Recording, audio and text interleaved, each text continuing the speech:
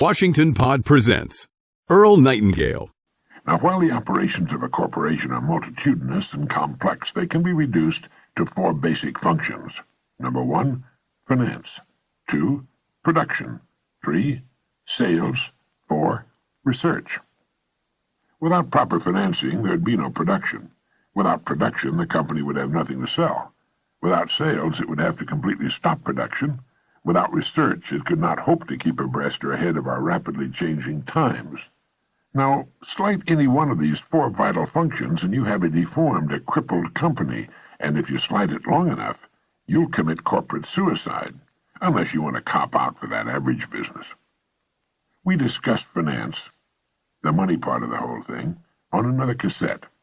For now, let's concentrate on research, production, and sales. They are the head, hands, and legs of a company.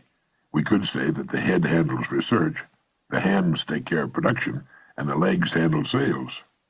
Cut off any one of these parts and you're left with a shocked, staggering organization. How many once large companies and trade names can you think of which became giants and then disappeared entirely from the economic scene? Names which once were world leaders in their fields and are now only memories. They failed to keep in balance these four crucial functions. What about research for your personal corporation? Research can be said to exist in two areas, present and future. That is, the research of a company should be devoted to ways and means of improving its present products or services, present production, and present sales. Future research is concerned with ways and means of developing new products and services, new methods of production, and new methods of marketing. But while this research is going on, present production must continue at as high a level as sales warrant. In short, your corporation has two factors to consider, the present and the future. How successful we are in meeting these challenges will determine our present profits and our future growth. Now, why are all companies concerned with growth, even when they seem to be doing well today? It's because of a law which operates with companies just as it does with human beings. Nothing in the world stands still. Nothing in the entire universe stands still. A law of physics goes, a body in motion tends to remain in motion until acted upon by an outside force. A company which is growing has a tendency to continue to grow. In other words, it's doing things right. Conversely, a company which is going backwards or shrinking has a tendency to continue to go backwards or shrink until acted upon by an outside force. All responsible company officers know that unless a company is growing, it's developing the first signs of death. Well, you're the head of your personal corporation, and you should realize that this same law applies to you as well. And just for a minute, let's take a look at the next 10 years. Before we do, keep this in mind. If anyone had predicted just 10 years ago that we would be living in the kind of world we have today, he would have been ridiculed. Now, this includes everything from our basic industrial technology to the luxuries and new products we take for granted, along with our present average income.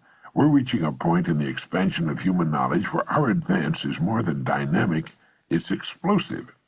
Any prediction for the next 10 years is very likely to be far on the ultra-conservative side, but let's take a look at what the experts have to say.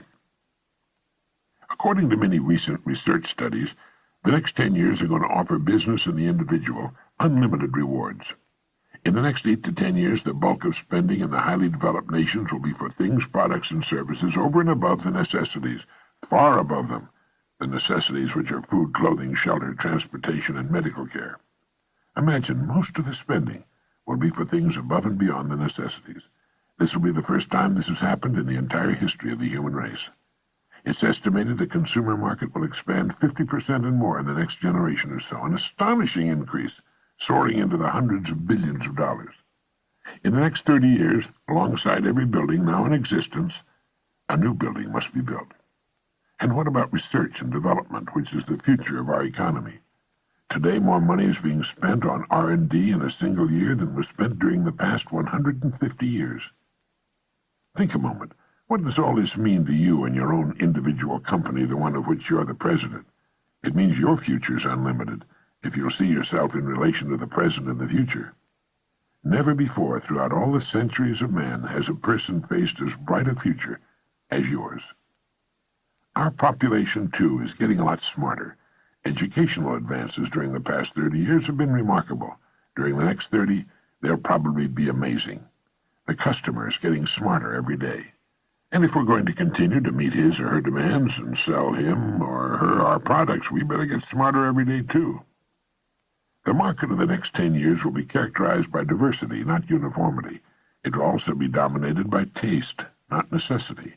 There will be a great increase in the quality as well as the quantity of consumer choices. There are many signs of the rising urge for the better things in life. Many millions of adults are currently interested in after-hour study programs, and this number is growing by millions each year. Well, that's just a glance at a few of the things going on around us and what life will be like in 8 to 10 years. Now each of us, as president and unquestioned manager of his own corporation, can decide what to do about it. We can either grow with it or go backward. We cannot stand still, even if we'd like to. This gives us an opportunity to stand back and look at ourselves and our futures objectively, as an intelligent stranger might. Ask yourself, how much am I worth right now, today, as a corporation? What's my value today to myself, my family, my company? If I were an outside investor, a stranger, would I invest in this corporation? A company growing at the rate of 10% a year will double in size in about 8 years. What attention are you giving to the production of your personal corporation?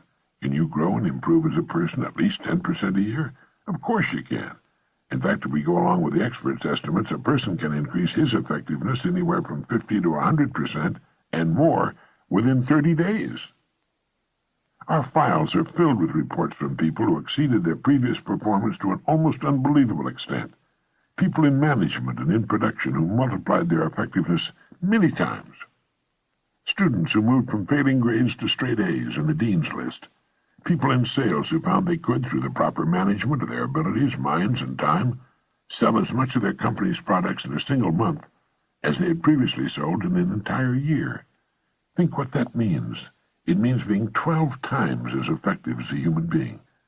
And getting back to the law of cause and effect, it means putting out 12 times as much service, which must and will guarantee our receiving eventually 12 times the reward we formerly knew. 12 times the reward. Remember, please, if we do twice as much, we have to receive twice as much, and nothing on earth can keep it from us. And the same thing applies if we triple our effectiveness.